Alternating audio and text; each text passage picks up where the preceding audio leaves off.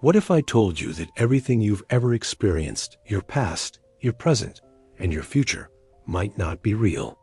What if that relentless ticking of the clock, the march from one moment to the next, is just a grand illusion created by our own minds?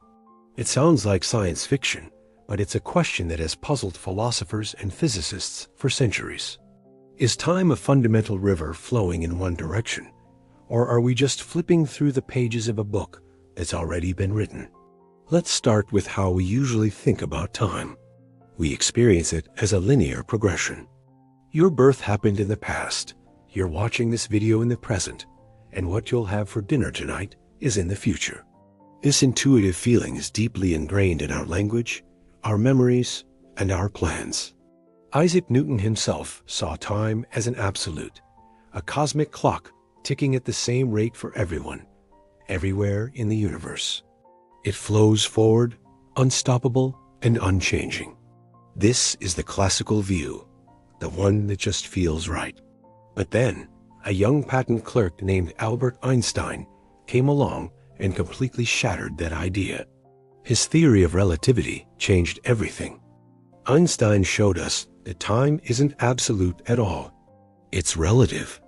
It can stretch and it can shrink depending on how fast you're moving and the strength of the gravity around you. This isn't just a theory. It's been proven. The GPS in your phone has to account for the fact that time moves slightly faster for satellites in orbit than it does for us down here on Earth. If it didn't, your map would be off by several miles every single day. So if time can be warped and bent, how fundamental can it really be? Is it a solid foundation of reality, or is it more like a piece of cosmic silly putty? This leads us to an even more mind-bending concept, the block universe. Imagine all of time, every single moment from the Big Bang to the very end of the universe, existing simultaneously. It's all there, laid out like a giant four-dimensional block of space-time. In this view, the past, present, and future are all equally real. The dinosaurs aren't gone. They're just in a different slice of the space-time block. Your future self isn't a potentiality. It's already there, in a future slice. Our sense of time passing is just our consciousness moving through this block, illuminating one now moment at a time, like a spotlight moving along a film reel. The entire movie is already there, but we only experience one frame at a time. This idea, called eternalism, suggests that the distinction we make between past, present, and future is purely subjective, a feature of human perception, not a feature of reality itself. There's no special now.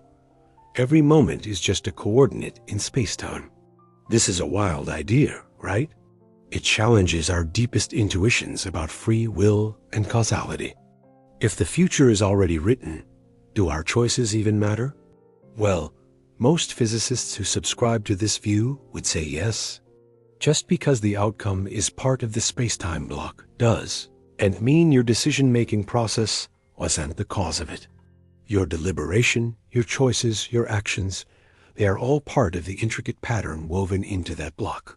The story is already written, but you are the character that writes it. It's a subtle but important distinction. You still make the choice, and that choice is eternally part of the fabric of reality. Now let's dive even deeper into the strange world of quantum mechanics. At the most fundamental level of reality, things get weird. Physicists have been trying for decades to unite Einstein's theory of general relativity, which describes the big stuff like planets and galaxies, with quantum mechanics, which describes the tiny stuff like atoms and particles. This unified theory is often called quantum gravity, and it's the holy grail of modern physics. And here's the kicker. In many of the leading equations attempting to describe quantum gravity, the variable for time, the familiar t, simply vanishes. It's not there. For example, the Wheeler-DeWitt equation, one of the earliest and most famous attempts to create a quantum theory of gravity, has no time in it at all. According to this equation, at the most fundamental level, the universe is static. It's frozen. There is no change and therefore no time. So where does our experience of time come from? Some physicists theorize that time is an emergent property. Think about temperature. A single molecule doesn't have a temperature. Temperature is a property that emerges from the average motion of many molecules. You can't point to temperature itself. It's a statistical effect. Similarly, time might not exist at the fundamental quantum level, but emerges at a larger, more complex scale, the scale we live in. It's a macroscopic illusion, a useful concept our brains constructed to make sense of a timeless reality. Let's explore this idea of emergence a bit more. The physicist Carlo Rovelli argues that time emerges from the relationships between things. He suggests we think about events, not objects. The universe isn't a collection of things that change in time. It's a network of events that relate to each other. Time is just our way of counting and ordering these events. Think about a simple process, like a cup falling and shattering. We see a clear sequence of events. The cup slips, it falls, it hits the floor, it breaks. We order this sequence using before and after, which gives us our sense of time's arrow. But what if, at the quantum level, these events are all just interconnected possibilities, and our macroscopic world only perceives one particular sequence? This links to the concept of entropy, which is often called time's arrow. The second law of thermodynamics states that in an isolated system, entropy, or disorder, always tends to increase. An egg can scramble, but a scrambled egg won't unscramble itself. A broken cup won't reassemble itself. This one-way street of increasing disorder is the only physical law that seems to distinguish the past from the future. Some physicists, like Sean Carroll, believe that our entire perception of time's flow is tied to this increase in entropy.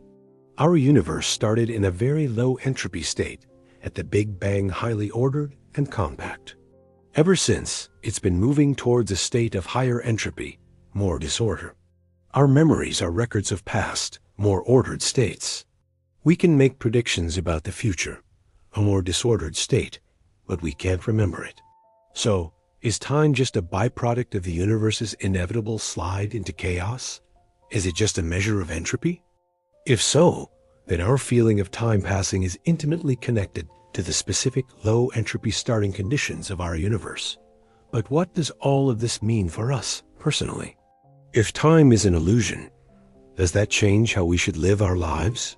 Some philosophical traditions, like Buddhism, have long taught that living in the present moment is the key to enlightenment.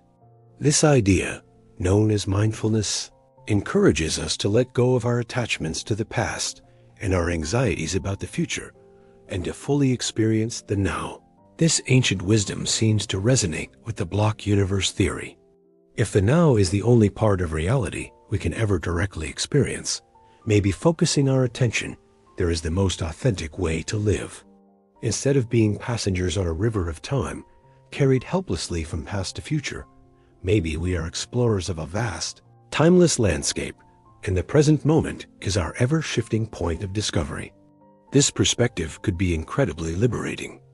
The regrets of the past and the fears of the future lose some of their power when you see them not as a chain of events that define you, but as different locations in the landscape of space-time. The past is a place you've been, but you don't have to carry it with you. The future is a place you're going, but you don't need to be consumed by worry about it. All that truly matters is the experience of this moment, right here, right now. This doesn't mean we shouldn't learn from the past or plan for the future. Those are valuable mental tools. But it suggests we shouldn't be imprisoned by them. So, is time an illusion? The answer is, we don't know for sure. It's one of the biggest unsolved mysteries in science. It could be a fundamental feature of the cosmos, a relentless river carrying us forward. Or it could be a grand, intricate illusion created by the laws of thermodynamics and the workings of our own consciousness. Perhaps it's a property that emerges from a deeper, timeless reality that we are only just beginning to comprehend. What we do know is that our simple, intuitive understanding of time is almost certainly wrong. Reality is far stranger and more wonderful than we can imagine. The next time you look at a clock, remember that what you're seeing might not be a measurement of something real, but a reflection of your own mind trying to make sense of a timeless universe. The past, present, and future might not be a line, but a single, eternal, breathtaking tapestry. And you are not just a thread in that tapestry. You are an essential part of the entire magnificent pattern. What do you think? Is time real, or is it the most convincing illusion we've ever known? Let me know your thoughts in the comments below. This is a topic that bends the mind, and I'd love to hear your perspective. Thanks for joining me on this journey through space-time.